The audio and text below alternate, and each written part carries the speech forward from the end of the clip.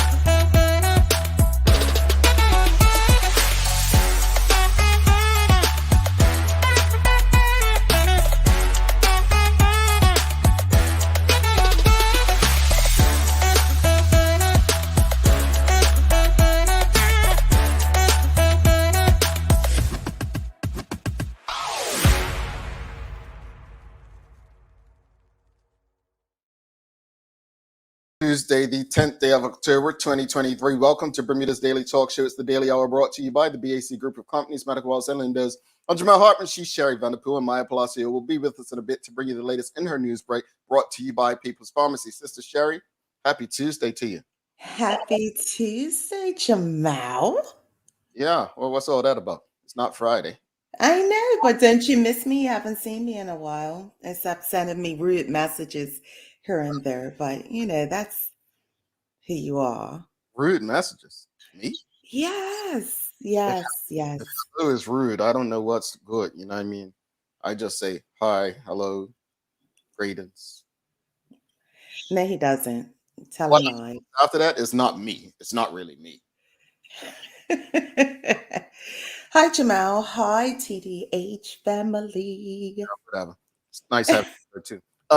Real quickly though, folks, audience, our apologies. We are having some technical difficulties this morning. So if you usually do watch live on the website, there are some challenges with the website. So please forgive us. Been working around the clock trying to fix that for you.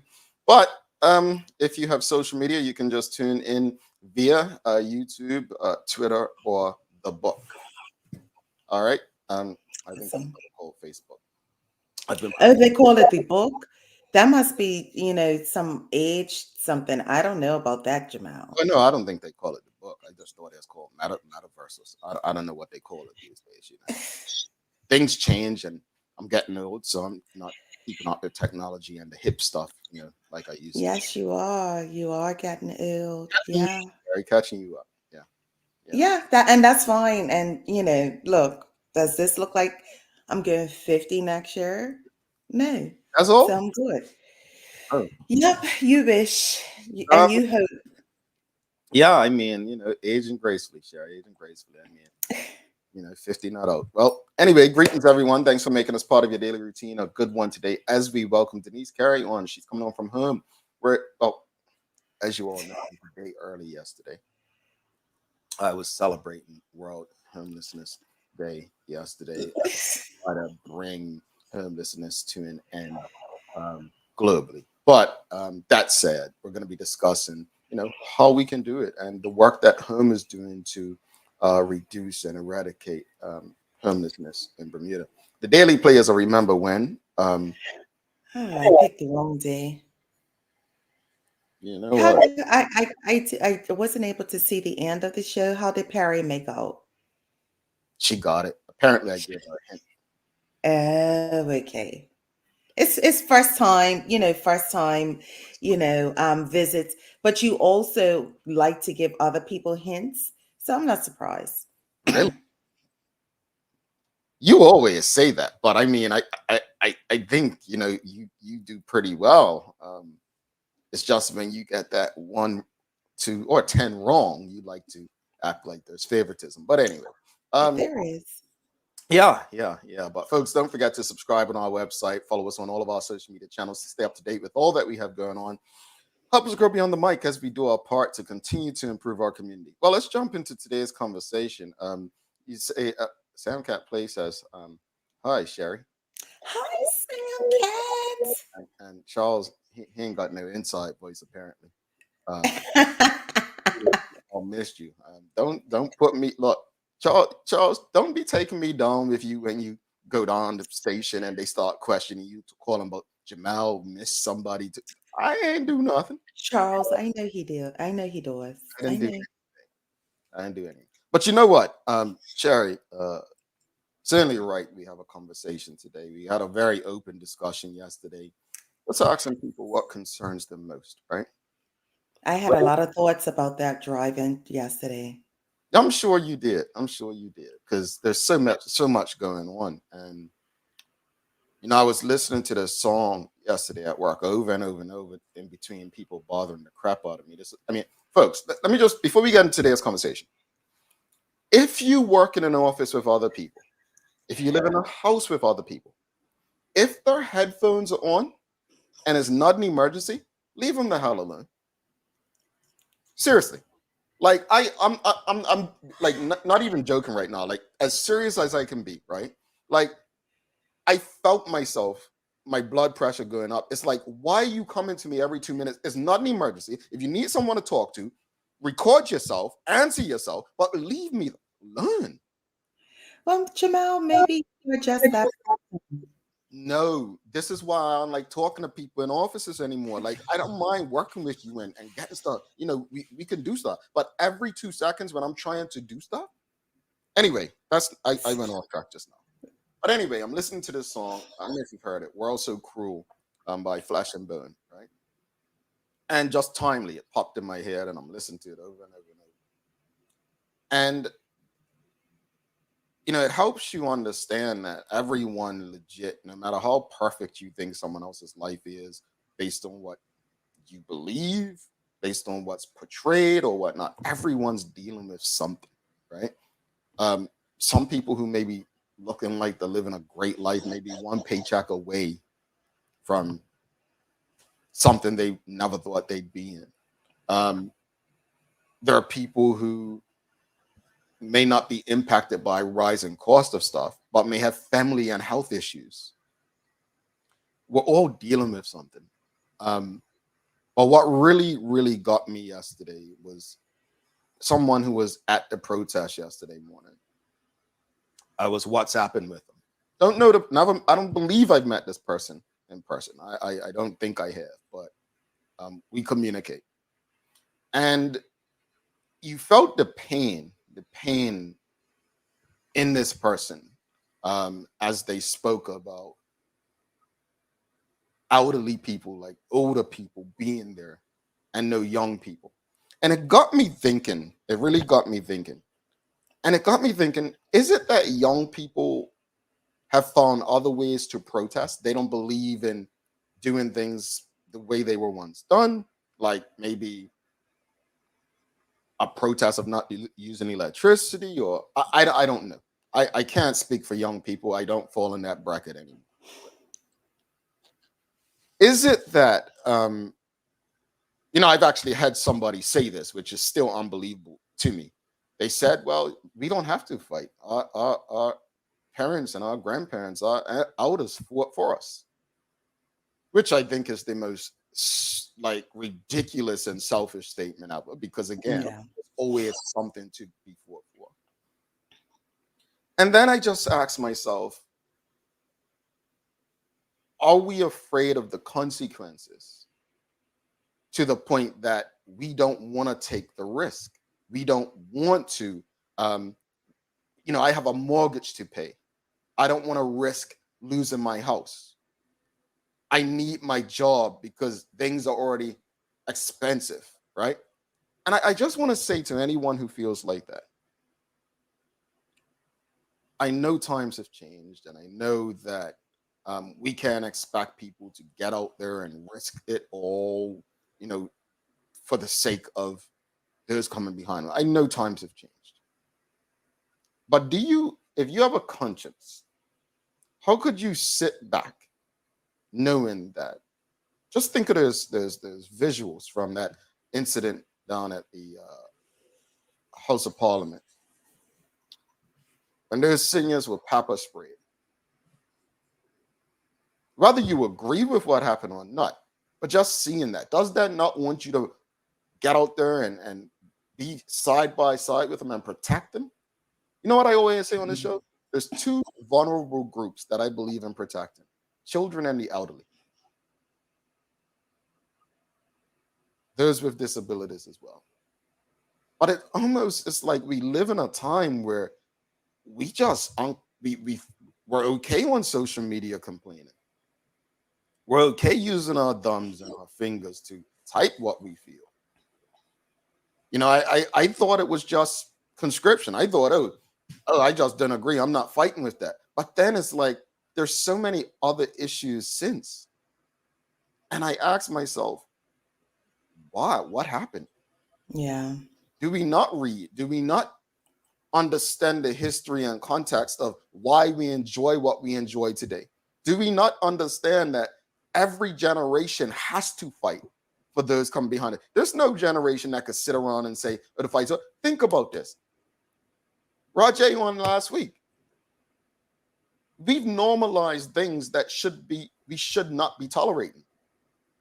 Older people may say we're lazy. No, I think you're just silly. I think you are normalized. I'm going to use something, the 8-hour work week, working 40 hours a week. I'm a proponent of ending that. It's dumb. We need to change that. That's a fight that we can take on. But no, it's normalized. There are too many things that are normalized. I'm going to give credit to the LGBTQ plus community. That's a group, whether you like them or not, whether you agree with them or not, and whether you think they have privilege or not with their fight. They have the courage to actually fight for something. Jamal, a lot of things in just our world, society is comfortable. And the main thing is we don't like to be uncomfortable at all. And we know change is uncomfortable, right? And some people, there's a handful of people, and that could be thousands, that are willing to go through what is uncomfortable. When you talk about conscription, that couldn't have been a more uncomfortable state, time, and situation. But you were willing to be uncomfortable for others. And I think we're just not willing to be uncomfortable in any situation. As you mentioned, because we have different platforms to do different things, right? And I think the younger generation decides to take on a different platform that isn't always one that is visible at times or as ah that as you know. And I do think that they look at older people as like that's back in the day or so forth. But I just don't understand why something as important as what's going on with Balco didn't draw the numbers that it should have. But because we had lots of people complaining online, complaining on, various different platforms or even making, just comments about, oh, there's nobody out there. Well, it's easy. It's easy. Yeah. It's easy. And, I think part of it is we don't know how to do things as a collective, right? Everyone shouts the name of Dr. King or Malcolm X or even Nelson Mandela. Those were names of individuals, but if you've ever studied or read about anything about them, you would understand that they were just figureheads. There were many people behind these movements, right? I feel like we're always waiting or searching for the right person to lead us. And honestly, it's going to take a group effort. It's going to take all of us to really say, you know what? Okay, Sherry, you're the captain of the team. Let's brainstorm. Let's get together. Question of the morning, which we never got to, is what is required to get more people out to physically protest? That's the question of the morning. And let's go to some comments. Rashida Godwin says, has spoken to some of the young ones, and they said that their issue is, what's the plan after the protest? How are we going to make sure we don't keep protesting? What do we need to do as a people to self-determine ourselves? Rashida, that's a great question. And that's a question that young people should answer themselves. Like, this is yours. I said about Rajay and Maya last week, they're not the future, they're the now. We have to stop looking at things as if they're the future. If you're a young adult old enough to support yourself, you are the now. There's no time to talk about the future. Like the future is now, right? And so I don't disagree with that because respectfully or disrespectfully, I refer to that march in Bermuda in June of 2020 as the march to nowhere, right? Because what happened? They didn't even know what damn direction they were going marching through Hamilton. It was a missed opportunity. You got so many different people together and you didn't capitalize on it, right? So even with the Belco thing, what is the overall goal? Yes, to make people uncomfortable, to make the organization know you're fed up. But then what are the next steps? This is crucial. Again, whether you like it or not, whether you occur or not, whether you know about it or not, Bermudians Against the Draft was a 13-year battle. $250,000 in legal fees. That's what collective effort's going to take, right? Locked up, freed, numerous legal battles. People may say, oh, you guys are doing all that just for that. Man, people died for less. Mm-hmm. But the People, change came. you know what I'm saying? Like that's nothing. Why are we so afraid? Oh, yeah, maybe Jamal could have had a nice fancy house and a boat and this and that. And Larry and Lamont be living happily ever after. I had politicians say, oh, well, why you just didn't come to me to get off? Because it wasn't about getting off me as an individual. It was about ending a racist, archaic, discriminatory law.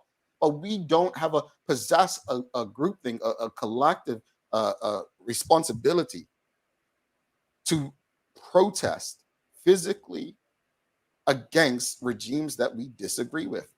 Charles H. Justice II says, has social media become the new way and place to protest? Some may say that an online protest lasts longer and can be done and seen globally. I don't think people care about Bermuda for global protest by Bermudians to actually matter. If it did, I'm sure the LGBTQ plus movement would have had more success early on, truthfully. Yeah, and it takes something huge to go viral. Absolutely, Sherry. Young people's mode of activism is becoming less effective. Traveling Trotty says, how many people between the ages of 18 and 25 are actually registered to vote? Denise Hollis says, good morning, TDH. I personally feel that 7 a.m. may not have been a good time. Noon may have gotten more people out. I did ask the question, why 7 a.m.? And some people said because most people aren't at work yet. And so it wouldn't have taken them away from work. But I don't know because I don't even know who put it on. But I will say this, here's the other thing that really always puzzled me. I know a lot of people don't like putting their names out front for fear of reputation and so on. Look, that's part of the process. You've got to put your name out there. Yeah. It comes with the territory. You must. No, absolutely. Yeah, like I'm not sure what I mean, it's part of the process.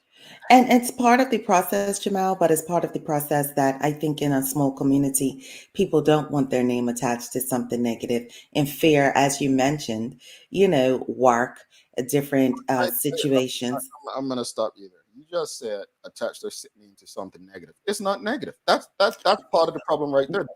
Right. No, I agree.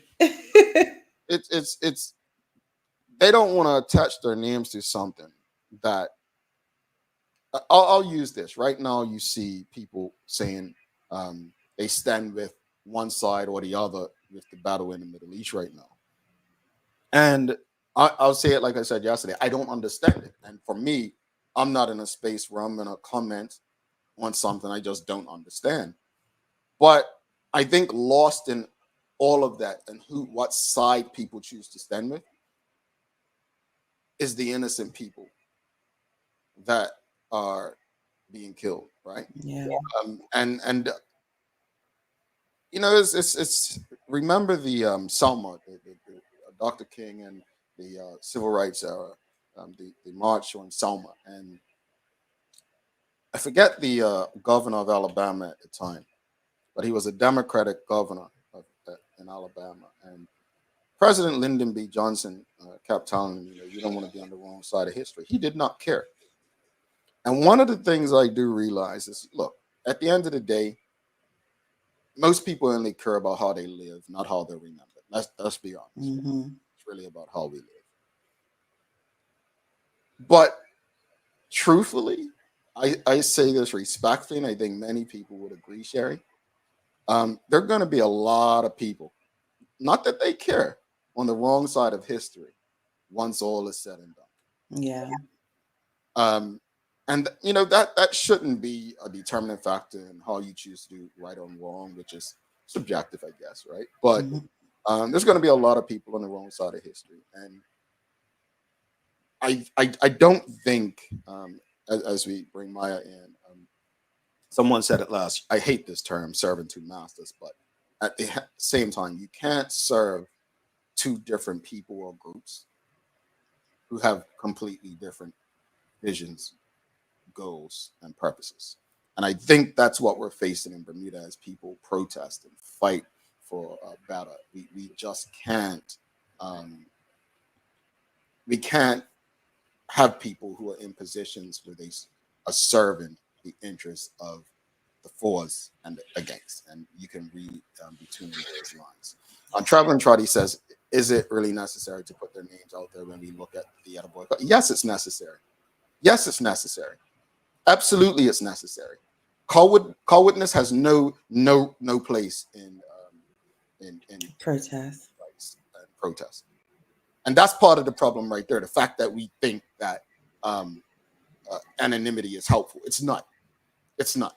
And it actually is probably more dangerous for the people who are actually behind it, because it puts other people at jeopardy. No. Yes, that's part of the problem. We don't possess collective courage to put our names out there. Charles H. Jefferson II says, there might be more Bermudians living outside of Bermuda, but nobody knows, in a conversation for another day. Well, that's another thing why there may be less people out protesting. No one's given Lyndon B. Johnson credit to Ray. JFK was shot and he stepped in. The point wasn't about Lyndon B. Johnson. The point was about the former governor of Alabama. So it wasn't about giving him credit. It was just using the words that he said to the governor of the day, which is basically wasn't about the people. It was about how they be remembered. Let's bring Maya Palacio in for the Daily Hour News Break, brought to you by People's Pharmacy. We've got Denise Carey coming up. We're talking about homelessness in Bermuda, conversation that hopefully one day we don't have to have. Doesn't seem like we're heading that way, though, which is hard.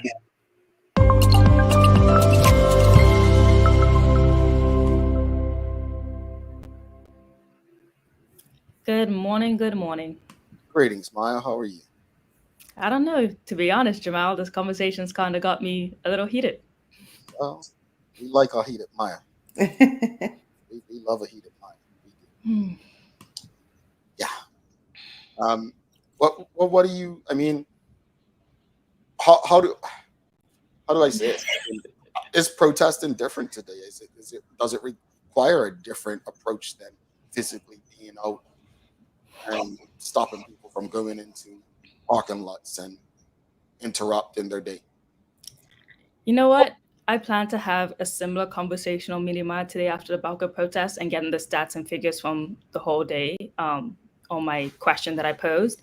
So I'll definitely have a better answer for you tomorrow. But from some conversations that have come up from it, there's definitely a need for loud protests. There's definitely a need for silent protests. There's a need for all types of protests, whether it be like why people didn't come out to the Balco one, or is the younger generation using the cell phones or whatever. If from my perspective as Maya Palacio, I just don't think we organize very well. And I don't think that we also communicate with each other enough, the younger generation and the older generation, to know what is needed and what needs to be done in a focused way. Because even when, you talk about it often, Jamal, about, let's say, the Black Lives Protest in Bermuda, which you call the protest that went nowhere, basically.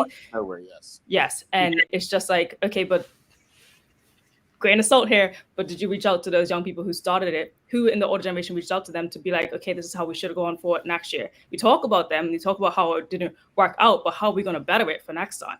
Did we afterwards have those conversations after, or we're just going to keep, if I was them and I kept listening in to what you said, okay, well, who's going to help me? And now maybe I'm just going to be discouraged and not even try again.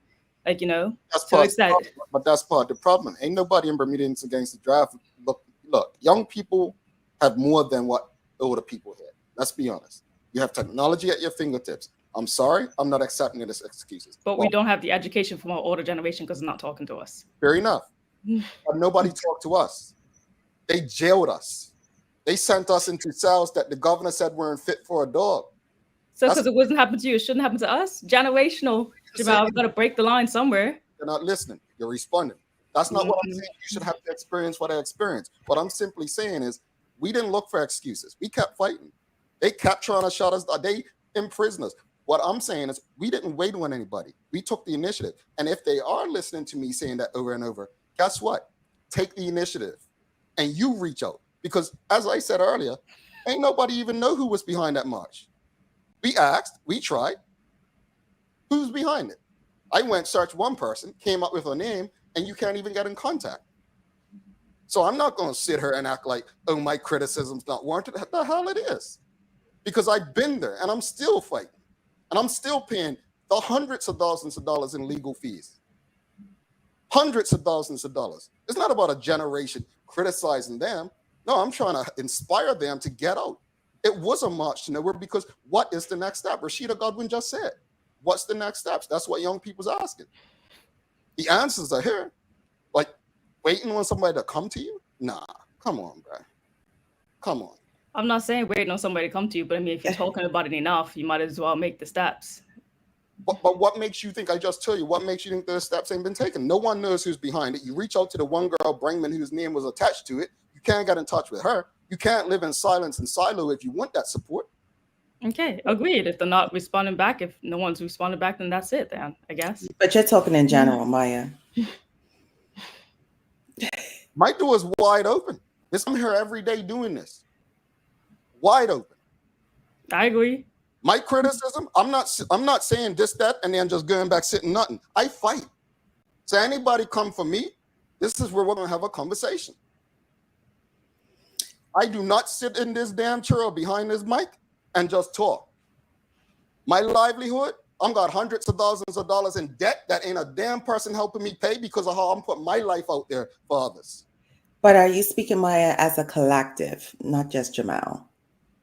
Of course, I'm not just speaking about Jamal, but in right. this case, it was just like, we're talking about it. We might as well address this situation now. But in the case of Balco, same thing. Like I asked on Media Maya, like, did you even know that the protest was happening this morning? So somewhere we lack organization. We lack having, those conversations between generations to reach each other about what's going on. And so let's say over 1,500 people actually viewed my story, but not that many people voted. But in terms of votes, 40% said yes, that they knew about the protest, and 60% said no. So in numbers, that's 186 people said no, they did not know about the protest that happened this morning or yesterday morning at Balco, and then 124 said yes, that they did know. That's what my boys said. They didn't know. So I have a solution for that. My solution for that, if you don't know, let's get some posters and let's go put them in every damn bar in Bermuda. Let's take them down every police cell. So after you got caught drunk driving down there, and that you know where it is. I'm being very direct and real on this because for me, in a community as small as Bermuda, there's no excuse. There's no excuse. We got WhatsApp chats about every bad thing that's happening in Bermuda, right? Somebody gets in an accident, we want to share bad videos, don't care whose family is impacted, right? We want to do all of that stuff.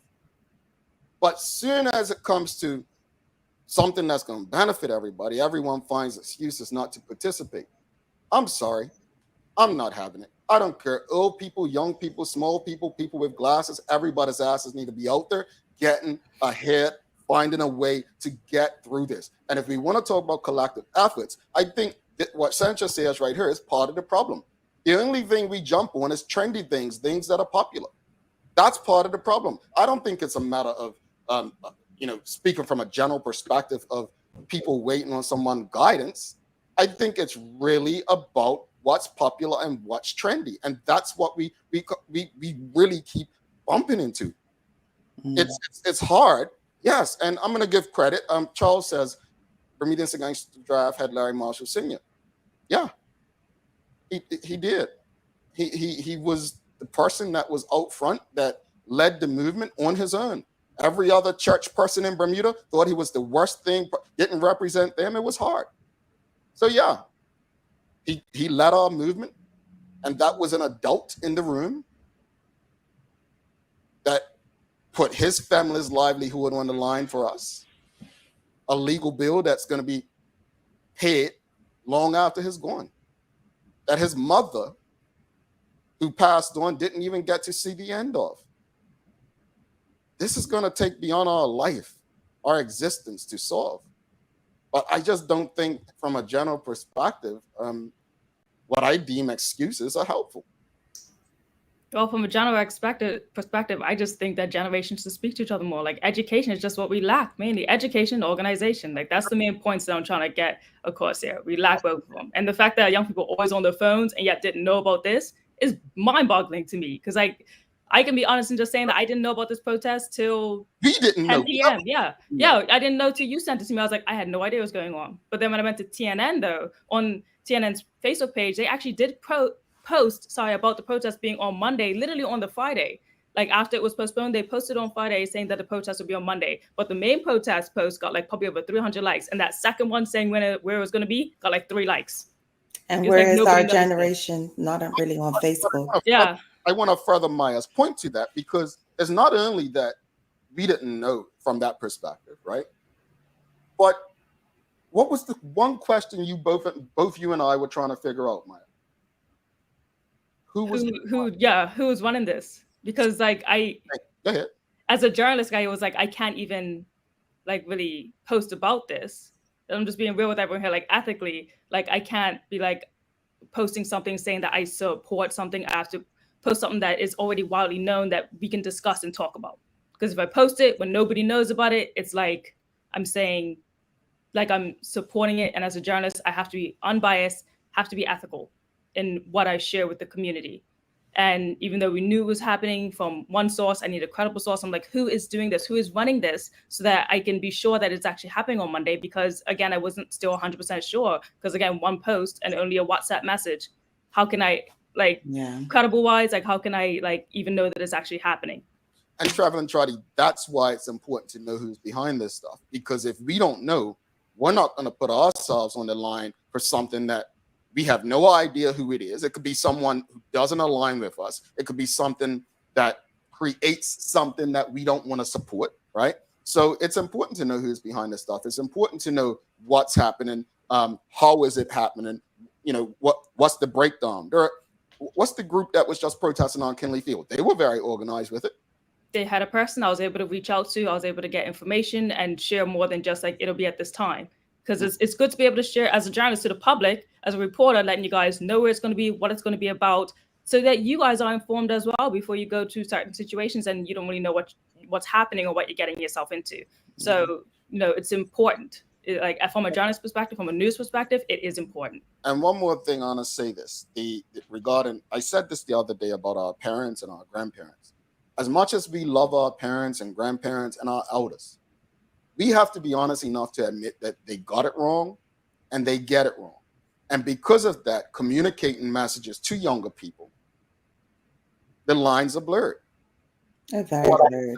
Us communicating to older people is blurred as well.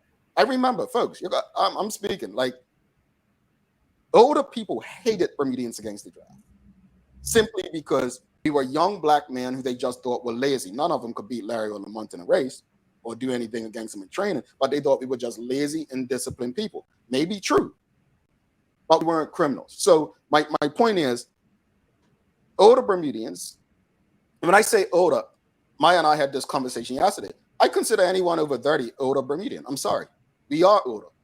Because young Bermudians in their 20s, haven't been there before, you understand they're a bit different. Their minds are spongy. No matter how like intelligent they come across, how advanced they may be. We have a responsibility.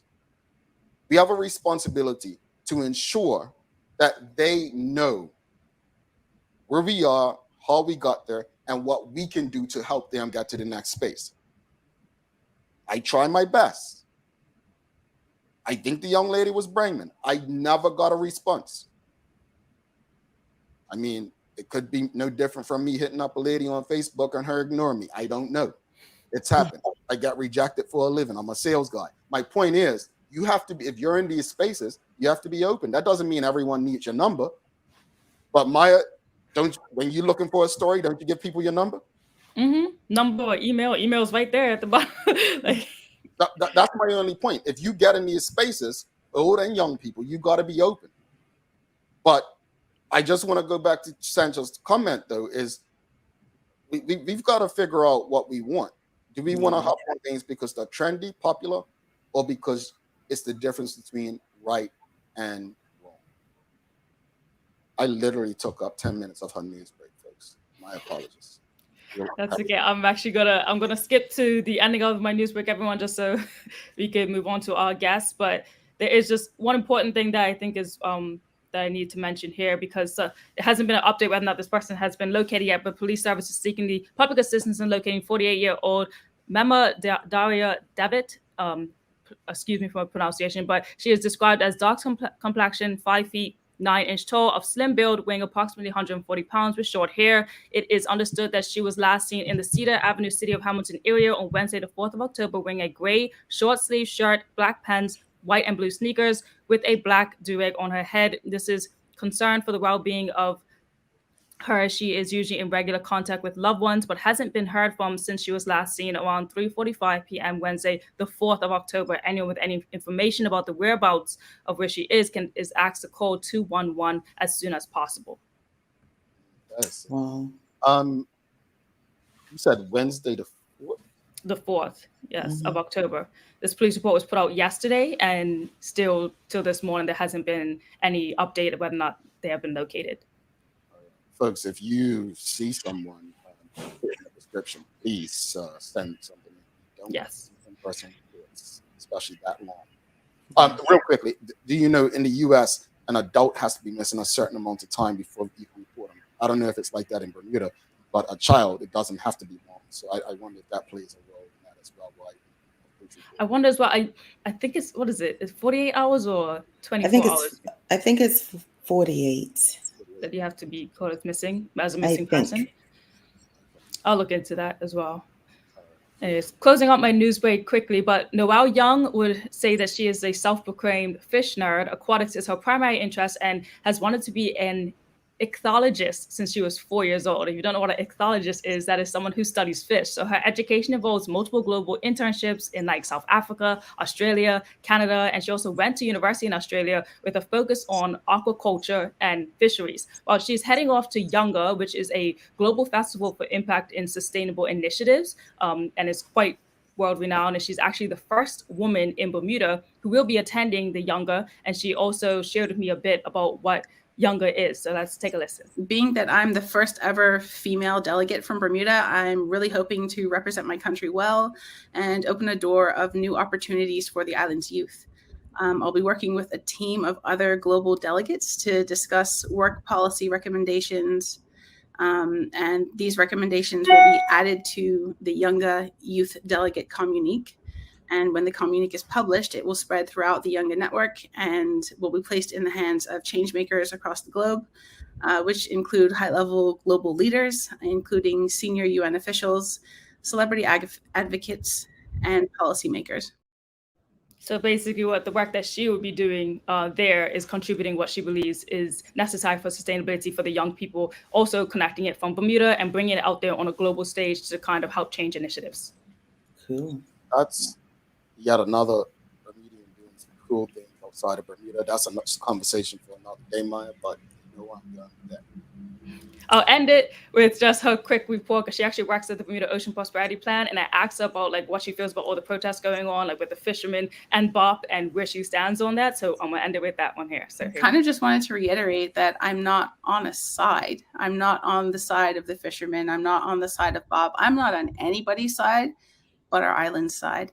And I think that realistically, people need to start understanding that Bermuda herself, the island, the entity, is diminishing, and she needs some help. And that's whose side I'm on. I'm here to speak for Bermuda, because if our country, if our island fails, if we're not able to live on this island, then what's going to happen? Man, she should be in politics with that response. The diplomacy, I appreciate. I couldn't do it. I'm sorry, but no, I completely understand that. It's really, look, I don't know about the oceans. I don't know about the fish population, but let's listen to the experts. And I think that's what the fishermen are saying too. Yeah. Yeah, and she's high up in there in most of the things she does. If you don't really know about it, it's probably because she's been traveling the world for so often doing all her studies, and now she's just recently coming back to Bermuda. But she's definitely like a woman in STEM, and she has big initiatives and goals to actually build different organizations that actually help with sustainable food growth, having to do with obviously water and aquatics, because that's what she's about, and figuring out what's actually best to grow our island plants. So that's her story, and hopefully Cool. an update on that from her more later.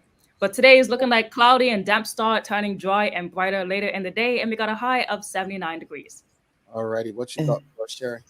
Well, I had a few things, but I need to cut it down just a little bit. But today is World Plant-Based Burger Day, so this is one for you, Jamal. And it's also World Mental Health Day, and we also are talking about World Homeless Day. So the purpose of this day is to bring focus to issues of homelessness and inadequate housing, to raise awareness on the need to provide opportunities for communities to get involved responding to homelessness. And it remains a serious problem worldwide. There are many ways one can help, and also urge, the government to act accordingly. In addition to, of course, we have HOME coming on to speak about how we could do. So that is our world. I appreciate all you said. Just government help. I'm not doing that today. Maya, No. thank you. I'm sorry about the cutting off your news break, but probably got some more passionate. It's understandable. Love the discussion today. All right. Bye, guys. Later. All right, folks, don't go anywhere. We've got Denise Carey coming up right after this. Stick with us.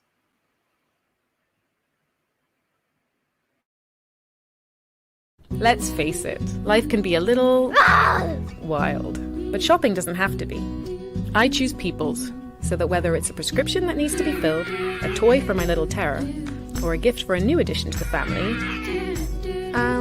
we'll see about that. Everything's available in one convenient location. Some call it People's. I call it my one-stop shop in the city. People's, we're here for you.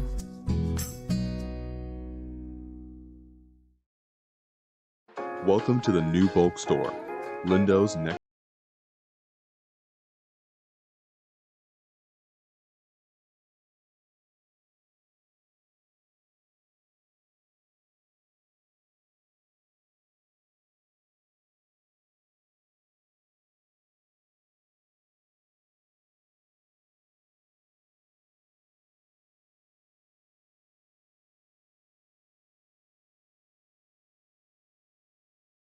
'70th birthday next month. Have you noticed her age is catching up with her? Yeah. Plus, she's having a hard time getting up and around like she's used to. I would sure hate to see her fall. At Medical House Limited, we can help make life situations easier. We have electric beds, motorized scooters, bath stools, walkers, you name it. Mom's been real good to us. We'll get her birthday and Christmas gifts from Medical House. Medical House has relocated next to the Dendy Town Field. Number 6 Bakery Lane, Pembroke. Telephone 292-3622. Back to the big show. Sherry Vanderpool and Jamal Hartness. The Daily Hour brought to you by the BAC companies, Medical House, Linda's, and People's Pharmacy. Please don't forget to subscribe on our website, thedailyhour.com. Follow us on all of our social media channels to stay up to date with all that we have going on. Help us grow beyond the mic as we do our part to continue to improve our community. Without further ado, let's bring in our guest for the day. Let's give a warm TDH welcome to Denise Carey, coming on from home. Welcome. How you doing? I mean, Shara's a bit heated. She's just been on one this morning, but I'm okay. Napa me. This is a rough show to enter. I was getting increasingly more anxious in the background. No, Janelle will do that to you. No. You're bringing the energy back down where it is. All right. First off, welcome back. It's been a while. Thank you for having me. I am so pleased to be here, excited to share about him and what it is that we're doing in our community. Yeah, for sure. Nice to see you, Denise. And you, Sherry. I mean, what, do you want to separate little barbecue? Yes, I haven't seen Denise in a while, and Denise and I have known each other for a very long time.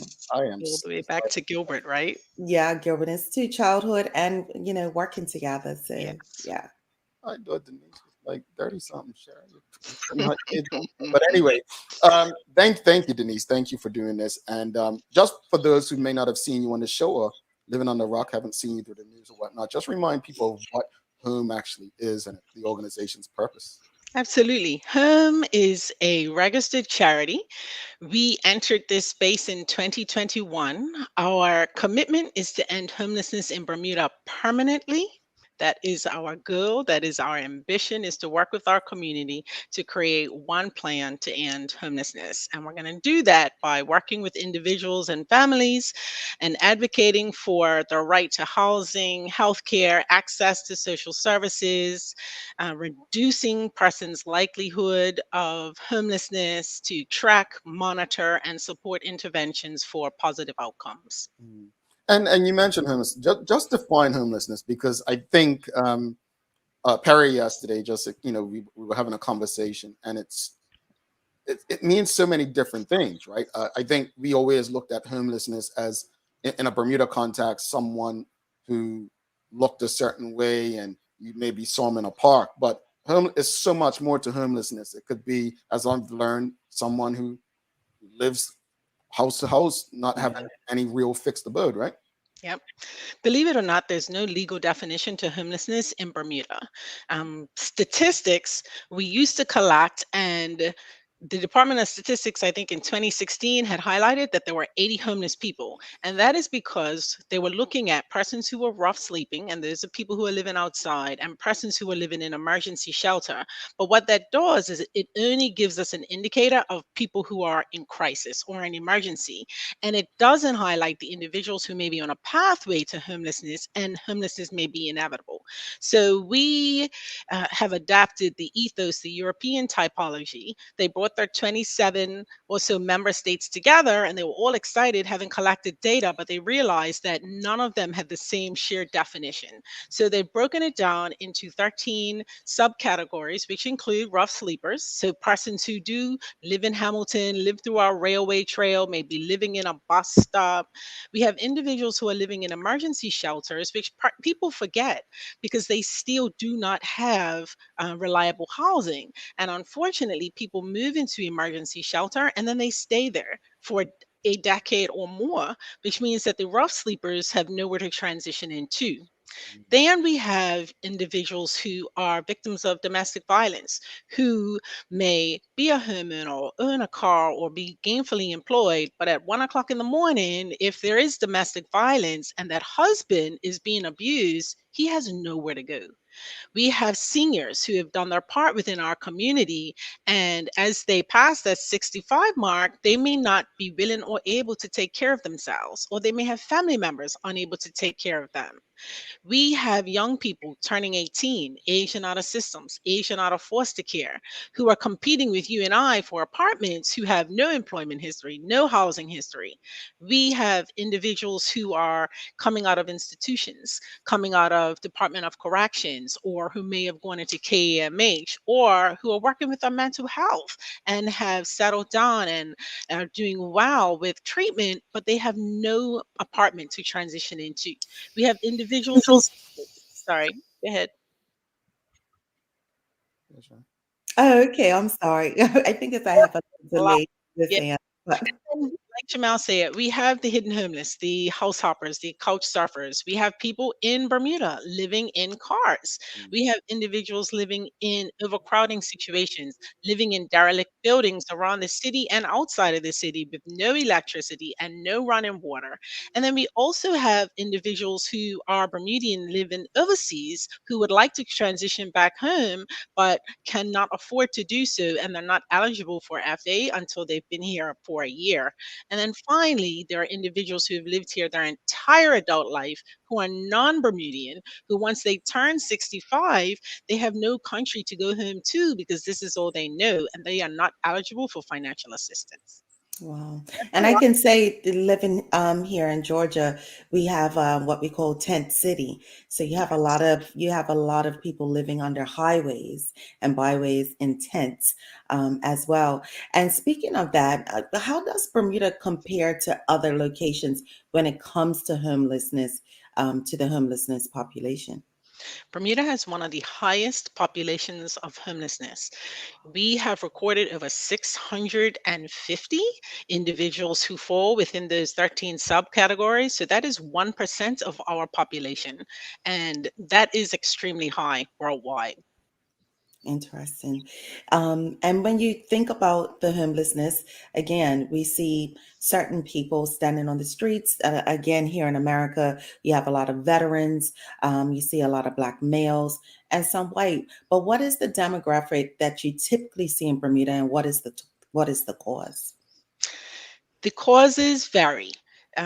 It can be childhood poverty, it can be lack of education, it can be childhood trauma, inadequate or unaffordable housing, finances, breakdown in relationships. It could be um, immigration, disability.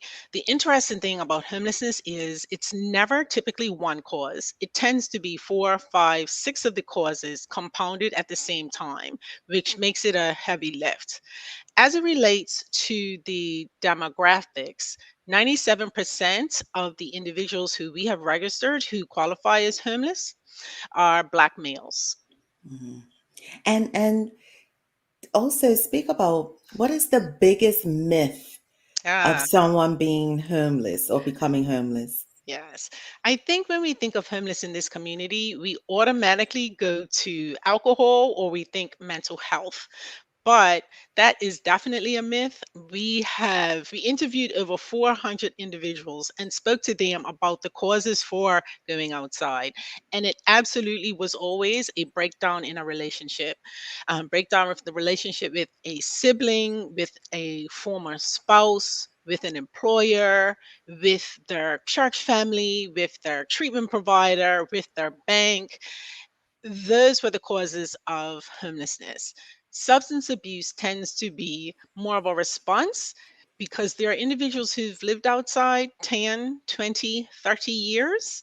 And so inevitably, they will start using substances to cope with the homelessness. And then mental health, because they have not been taking care of their physical health, their nutrition, they face a lot of abuse being outside from persons who do not live outside, and that definitely contributes to the deterioration of their mental health. Thank you for that, Denise, because I think when we do see persons that are homeless, or the first thing that comes to mind, and I can say for myself as well, is that they must be on drugs, or, so I know I'm not the minority in that thought. But thank you for dispelling that myth. But what's being done to reduce or end homelessness in Bermuda? Well, there's no quick fix. So, what HOME has been doing is working with the Bermuda government and a number of our community partners to create one single plan to address homelessness. And what is included in that is consideration for the rapid rehousing of rough sleepers and other high risk categories, a systemic approach to the collection of data because we need to know who's out there, what their needs are. There are recommendations for creating a housing inventory. I often hear that there is insufficient housing in Bermuda, but there is no inventory of exactly what units are out there, what is occupied and what's unoccupied. Recommendations for a multidisciplinary approach to case management to ensure that the individual is the center of the support and services that we are providing, and affordable healthcare and housing for these individuals, and welfare entitlements. It's a lot. I can't hear you, Jamal. Oh, sorry, my apologies. Okay. I'm listening to you, and it's just running through my head. I know I'm not joking when I criticize government, but I know we bring up government and like what they can do to help. But what is it that the average Bermudian, like myself, like what can I do that can help with homelessness? It starts with advocacy and employment. We need everyone to have a clear understanding about what homelessness is and a compassion to working with the homeless. We need for members of our community to attend our open panel discussion next week so that you can hear from all of the different agencies that are providing housing, and also make recommendations for what you would like to see and how you would like to see it. Volunteer, talk to your government person, ask them what they're doing to support this homelessness initiative, and make sure that there is affordable housing made available in each one of our parishes. 650 is a lot. And at this time, there are 70 persons who are living outside and living rough. And let me just add, if you don't mind, one more comment to that. In regards to whom, and you guys have been in business since, not business, but been around since 2021. What strides or goals have you made in regards to your reduction or your place in this in regards to homelessness? How many people may have you placed? All right. So HOME is using a cloud-based case management system that allows us to track all the individuals that we make contact with. The homeless can get lost. We have opened a housing first. Housing opportunity that is located at Black Circle on Union Street. We move cohorts of 8 gentlemen in at a time so that they can work together over an 8 to 10 week period, providing intensive case management, access to bank accounts, access to financial assistance, encouraging them and supporting them in their community service so that they can build out their resumes, apply for jobs, and transition into paying rent. In addition to that, for individuals who are unable to move in, we provide that same level of case management support in the community for persons who are living outside. Once they've completed our housing at Black Circle, we transition them to something that is a little bit more sustainable. For some, they may transition into Salvation Army's temporary housing. They may transition into one of Bermuda Housing Corporation's units. They may connect with a family and move into an apartment, or they may continue living with us in one of our other properties. Whilst they are living in the community, we again will continue with the case management. They attend groups. We offer one-on-one therapy, group therapy, any level of support that the individuals need. Goes out to make sure that we are able to provide that service. But I will say that we are not constantly doing for, we are here to do with. So individuals need to know when they pick up their phone to call us, we're not operating a concierge service. Your participation is required. I love it. Real quickly, you said an event next week where people can get involved. Just tell us a bit more and how people can learn more about how they can be involved. Absolutely. So today, as World Homelessness Day, we will be hosting a proclamation at City Hall at 12 noon. And we are also going to have a display out. Each one of our community partners, we've created a journey of sorts utilizing brown boxes. Brown boxes because that's oftentimes how homeless people sleep. They sleep on cardboard boxes. On the 14th, this Saturday, we will be volunteering at the Transformational Living Center from 10 to 12 in collaboration with Bermuda is Love. On the 17th, we'll be hosting a panel discussion at Bermuda on the rights of the homelessness. I don't know if anybody realizes it, but people in Bermuda do not have a formal right to homelessness, to housing, excuse me, and we need to fix that. On October 21st, we'll be volunteering at Teen Haven from 10 to 12.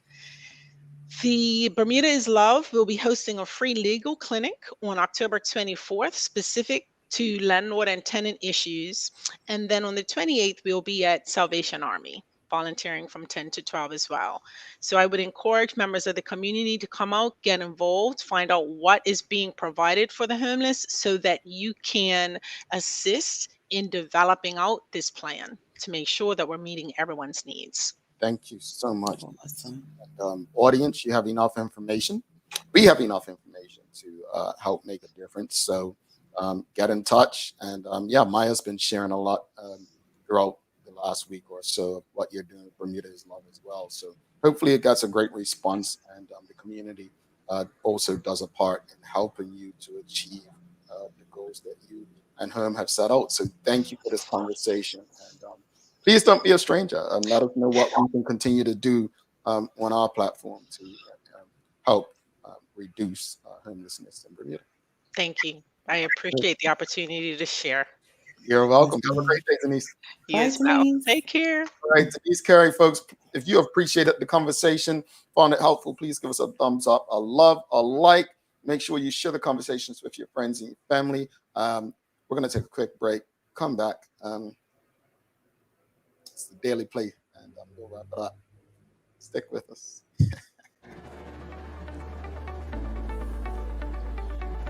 Hi, welcome to ER Fisheries. I'm Jalen Steed, store manager and trained chef, and I'm here to help you with all of your food needs. Let's talk about why you should come and check out ER Fisheries. We offer the widest range of specialty meats and seafood items at a price point that will absolutely fit your budget. As a chef, I'm able to answer all of your food questions, help you come up with meal ideas, and generally guide you in the right direction. You'll get a custom shopping experience unlike any other food store in Bermuda, where we'll cater to your needs and provide you with excellent customer service. Where else can you get quality cooking advice and quality products? I look forward to helping you with all your meal ideas.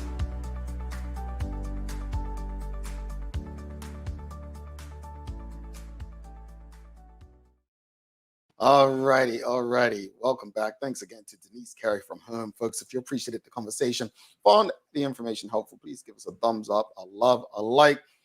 Make sure you share those conversations with your friends, your family, your colleagues. There's a part that we play as a community, and my hope is that from conversations like that, we have a better understanding of what that part we play is. Thanks again to the BAC group of companies, Medical House Lenders, and People's Pharmacy for ensuring that we can have these conversations on a regular basis. It's time for the Daily Play, brought to you by Bermuda Trivia, now available at stores throughout Bermuda. Follow Bermuda Trivia on Facebook, Instagram, Twitter, and TikTok to find out why it's Bermuda's favorite trivia game. Sherry, are you ready? Why are you you're so excited about this? It's so interesting. Love the Daily Play. It's fun. You don't like Daily Play, Sherry? Go ahead, Jamal. Ask your question. Wow, she's so grumpy. It's a remember when. All right, Sherry, here's your question. Help her out, audience. No Googling. In what year did the Berlin Wall fall?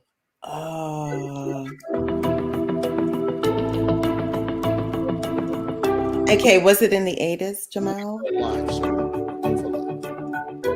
Huh? It's the year my sister was born. Big sister. It was.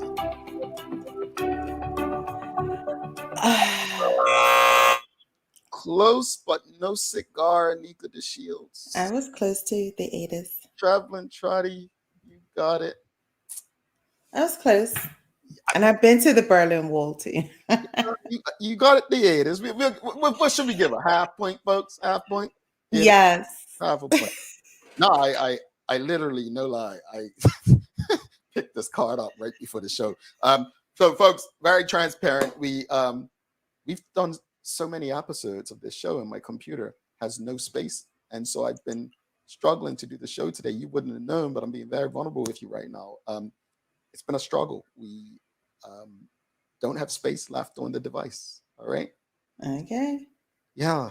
So that's why we were unable to have the show on the website. We just don't have space. So please forgive us for doing too many shows. That's what we're going to go with. Real quickly, Nachika Trot says, I gained valuable insights into the HOME program and the homelessness situation in Bermuda during the workshops organized by the Faculty Association for Home Clients. Awesome, that is. Nachika Trot also says, it's clear that we should unite and extend our support to this community. Indeed. Again, we have a role to play. Bermuda Girl says, does HOME assist homeless women who do not have any children? And if not, are there any other agencies that support single homeless women? Bermuda Girl, send that question to us, engage@thedailyhour.com, and we'll definitely get your response from Ms. Carey at HOME. Let's wrap it up, though. We got to head out. Sherry is tired of seeing me, and likewise, it's been over an hour. Yeah, very tired of seeing you. But at the same token, I can just see over your head at times, so that's fine too. But nevertheless, it's a lot to unpack, Jamal. I don't know if you can hear me down there, but it's a lot to unpack. Protesting, it is is it an art form to it? And if it is, we need to learn what that is. And we need to learn to be uncomfortable with what it is that we want to change. And in order to do that, we have to place ourselves in uncomfortable positions, regardless of what it is. And we need to all help each other at the end of the day. When it comes to Denise, I know Denise's passion, and I know her, and this community and the organization of HOME is a great organization. And to just hear what we're trying to do to reduce and or eliminate homelessness in Bermuda is so important. So I just ask for you to reach out to HOME and assist where we can and bring that collective effort to eliminate homelessness in Bermuda. Yeah, thank you for that, Sherry. I think when it comes to protest, I don't think there's a right or wrong way. I'm sorry. I think some things will work, some things won't. But it's work to be done. It's going to take sacrifice. It's going to take collaborative effort.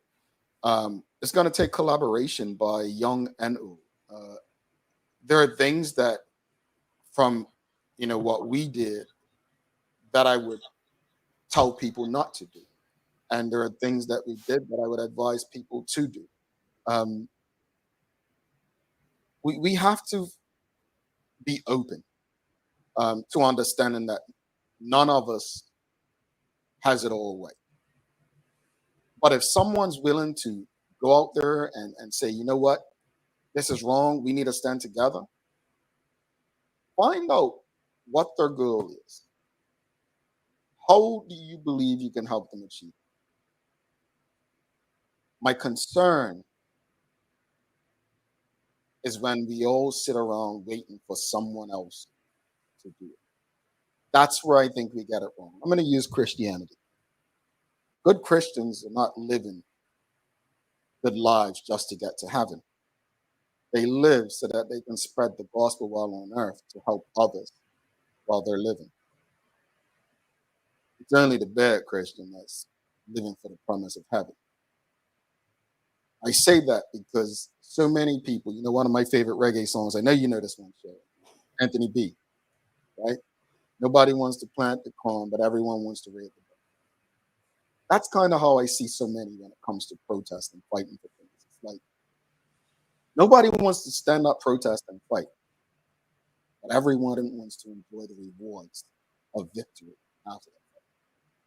We've got to stop waiting on someone else to come and save us, because the truth is no one can save us but ourselves. It's going to take sacrifice and a lot of courage. I know you've got some daily inspiration. I do. I didn't say no. Sorry. Thank you. I can't. I just want to restate. I have to restate that our community is only as strong as the most vulnerable in it. And I always say, we can't gloat. Bermudians used to love to gloat about being the richest country in the world. The economy may be doing well, even if we may not think so. But that doesn't mean the people are. And we have to take care of our most vulnerable. And to do that, we have to understand them and their situations. So thank you to Denise, her team, and thank you to everyone in the community who is doing something, whether it's just having a conversation, some form of advocacy to help reduce and hopefully eradicate homelessness in Bermuda. Sorry, Sherry, go ahead. It's okay. The daily inspiration is being brought to you by ER Fisheries and Food.